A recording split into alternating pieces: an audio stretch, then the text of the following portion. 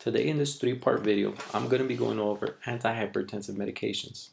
The goal is to connect all of the theory that you're learning in school and apply it to common test questions and the hospital setting. We will start with the basics of the circulatory system.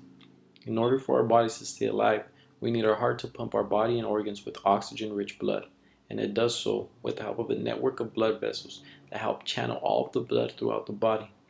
The mean arterial pressure, or MAP, is a measurement that we use to determine if the heart and blood vessels are working effectively together to perfuse your entire body. Mathematically, this measurement can be shown using the main hemodynamic equation. MAP equals cardiac output times systemic vascular resistance. And if we have an adequate supply, we end up with a number anywhere in between 70 to 100. Cardiac output describes the volume of blood being pumped by the heart per minute. Systemic vascular resistance refers to the way the width of the blood vessel impacts blood flow. Both have a big impact on the amount of perfusion your body receives. Too much or too little of any of the two can lead to an inadequate supply of blood to your body. They must be working together and in sync in order to create an effective system. It's a simple concept, but it can become complicated to many because of the further breakdown and addition of other variables to that equation. For instance, we now know what the equation for MAP is, but there's also an equation for cardiac output. That is, cardiac output equals stroke volume times heart rate. And another equation, stroke volume equals preload times afterload times contractility. If we interconnect and plug in all three equations together, we end up with one final equation.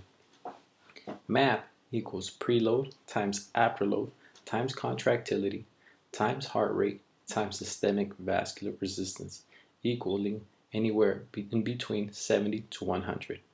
With this main equation, we will be better able to see and understand the different mechanism of action of each antihypertensive class. Now, as I stated earlier, all of these variables play a big role in influencing the amount of blood your organs receive. Too much or too little of any of these can lead to an inadequate supply of blood to your body.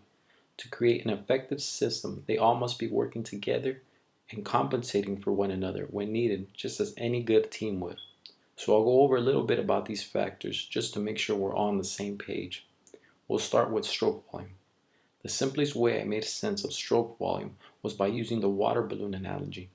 Since we all love our moms, we'll use them as part of the example. Now this is a really simple example, but it works. The balloon is your heart, the water is the blood, and your mom is your organs. So it's a hot summer day. You and her are both outside and you have a water balloon with you, and you think it would be a funny idea to get her wet.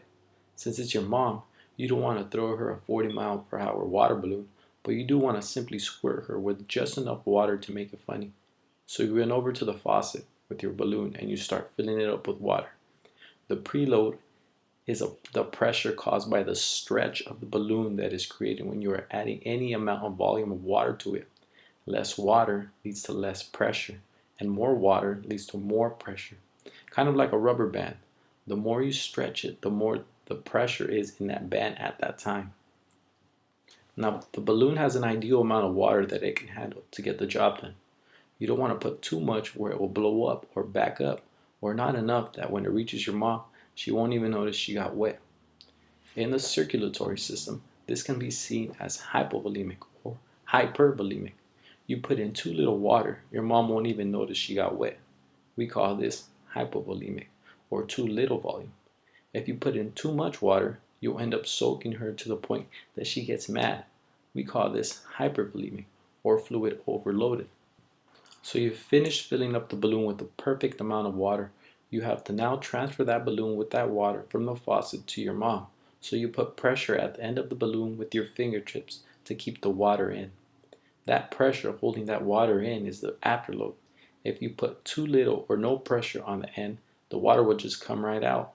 And if you put too much pressure on it, no water will come out even if you try forcing it out. In the body, if we put too little afterload pressure, then we would not allow the heart to adequately fill up with enough blood for the next heartbeat. And the heart wouldn't explode, but it would back up if enough pressure is placed against it to overcome. We can relate this with heart failure. We would be overworking and exhausting the heart by making it overcome high pressures. ultimately leading to its failure and exhaustion, making it in the end too weak to overcome any pressure. Contractility, that's the strength of your squeeze your hand produces to get the water out and overcome the afterload pressures. Too light of a squeeze, no water will come out. We must squeeze a balloon with just enough strength to overcome the afterload and have the water reach your mom. Heart failure patients have a weak heart. That is why they're not able to effectively pump blood throughout the body. Now, I hope that was easy to follow, but as we just showed, if all of these factors are used in a balance and effectively, then we will have a good laugh from the wedding. I'm sure all of you know that heart rate is the number of times your heart beats per minute to get the blood flowing. And systemic vascular resistance, that refers to the way the width of the blood vessels impact blood flow. So just to show you, here we have our blood vessel and its corresponding smooth muscle surrounding it. Blood is flowing through that vessel. The body has the ability to affect the smooth muscle to either contract or relax. I have written out the different ways of which we will go into further detail in our next videos about. Now, this contraction or relaxation will ultimately affect the blood vessel. If we increase the systemic vascular resistance of that smooth muscle, we will ultimately constrict the blood vessel and increase the amount of pressure that your blood is flowing with. If we decrease the systemic vascular resistance, then your blood vessel widens and it dilates, and it decreases the amount that your blood has to flow with. Now, if all of these variables are all working together and in a balance, then we will have a perfectly perfused body. Now, that was a quick little rundown of MAP and the hemodynamic equations. But how do we connect that to the hospital setting?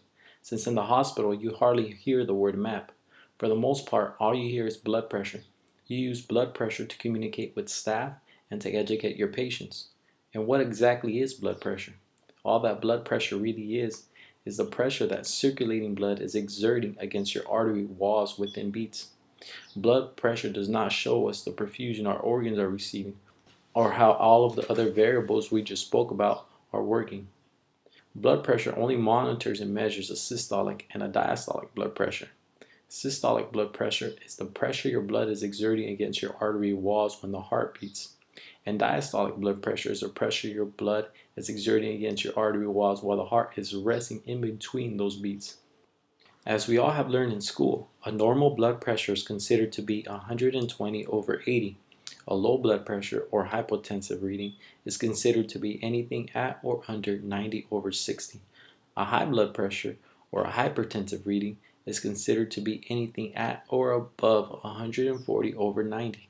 Your job as a nurse is to connect your understanding of MAP and all of its variables with the blood pressures when you're going to administer any type of medication that can affect it, or when educating your patient on the importance and risk and benefits of taking certain medications.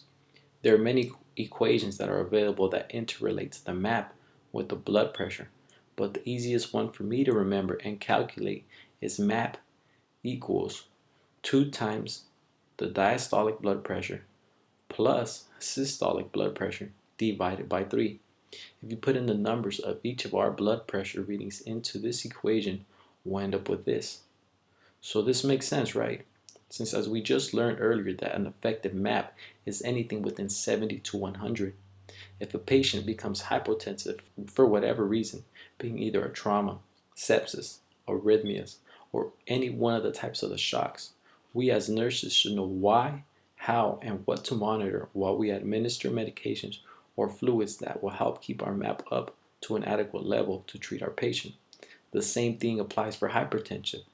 If we have a variety of antihypertensive medications we can administer to reduce our patient's MAP to an adequate level. This is what we will be tackling in part 2 of this video. We will break down all of the major antihypertensive classes and drugs that you will encounter at school and at the hospital. We will go over their different mechanism of action and the effect that they have on the variables affecting MAP. We'll go over the vital signs, the labs, the side effects you need to monitor and watch for, as well as the patient education and nursing considerations that you need to know before administering these drugs. I'll provide you the most common meds you'll see in the hospital, both generic and brand names, just so you won't be confused when you see them.